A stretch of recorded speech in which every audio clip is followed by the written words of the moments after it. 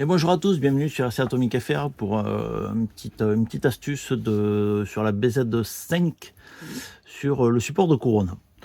Donc en fait le support de couronne, ici, ok, il tient avec des roulements de 2 mm d'épaisseur. Et après on met toute une multitude de rondelles de calage pour caler sa couronne de gauche à droite. Mais on s'aperçoit que même bien calé, on a du jeu. Même là, vous voyez, j'ai un peu de jeu. Sauf qu'il y en a davantage avec les roulements de 2. On a du jeu comme ça. Et aussi comme ça, en fait. En exagérant, comme ça. On a un peu de jeu comme ça. Et c'est quand même une partie qui est très sollicitée parce que on a le pignon moteur dessous qui pousse dans un sens. Ici, ça tire sur une courroie. Ici, ça tire dans l'autre. Donc, ça se met un peu dans tous les sens quand on freine, quand on accélère. Il faut s'imaginer tous les efforts dans un sens et leur contraire toutes les 2 secondes ou 1 seconde, à chaque virage et qu'on freine, qu'on ralentit. Du coup, ça fait gauche, droite, avant, arrière, ça force sur le pignon. Donc, c'est une partie qui est très sollicitée. Et le petit défaut d'origine, c'est qu'on a un axe. L'axe, il est épaulé. Hein. Moi, je dessine pas, je suis pas un champion du dessin. On a un axe comme ça. Et on a donc nos 2 roulements ici. Ok. Sauf que l'axe, d'un, c'est très compliqué. Et deux, si on fait juste au centième, on peut avoir des petits soucis de dimension. Il faut vraiment avoir des très bonnes machines et avoir un suivi de production hyper précis. Et quand on fait de la série, c'est un peu plus compliqué, quoi. On n'est pas dans l'aviation non plus. Mais le problème de l'axe, c'est que un roulement à l'intérieur d'un alésage, c'est toujours des cotes piles. Donc ici c'est 2 par exemple, 2,00 et ici c'est 5, je sais plus. Ils sont sûrement sur la notice. Parce que je l'ai pas là sur ma petite photo. Ouais, c'est du 5 extérieur. Ouais, je sais pas.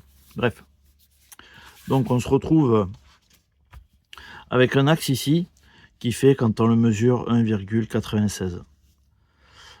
Donc, et ici, on est qu'à 2 mm. 2 mm de large, 1,96. Donc ici, déjà, nous avons 4 centièmes de jeu. 4 centièmes. Alors c'est gros et c'est pas gros. 4 centièmes, c'est l'épaisseur de mon cheveu, par exemple. Donc on a 4 centièmes de jeu. Donc on peut imaginer que notre axe oscille comme ça, de 4 centièmes ici, mais aussi de 4 centièmes ici.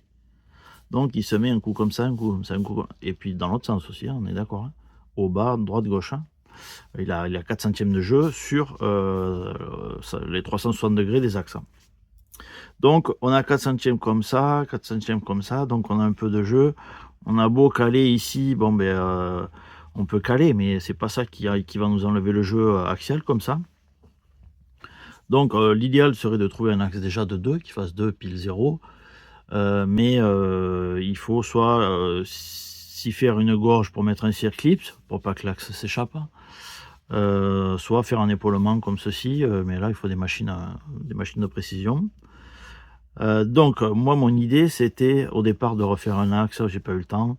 Je me suis dit ce que je vais faire au lieu de refaire un axe, je vais augmenter la portée ici en mettant un roulement plus large en fait.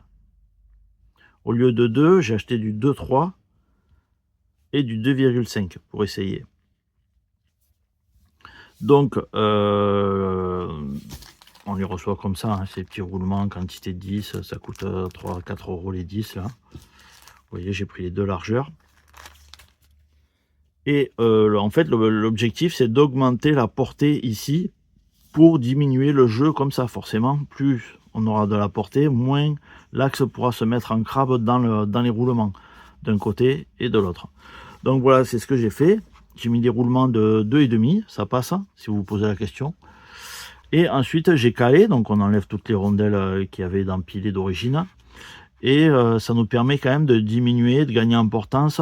Par contre, il m'a fallu gratter un chouïa cette pièce en carbone, la platine supérieure, parce que je venais toucher ici, là, par là, proche des vis, ma coupelle ici de courroie. Alors j'ai peut-être collé dans le mauvais sens parce qu'elle est un peu bombée. J'ai dû la coller dans le mauvais sens et du coup elle venait toucher ici. précisément. Donc ici, j'ai pris la Dremel, j'ai mis un petit coup sur le carbone ici pour voilà, pour pas que ça dépasse. Et voilà, et j'ai roulé comme ça la PN, et je roule comme ça tout le temps, et ça marche très très bien. Voilà pour ce petit tuto et cette petite astuce. À bientôt pour de prochaines vidéos. Salut!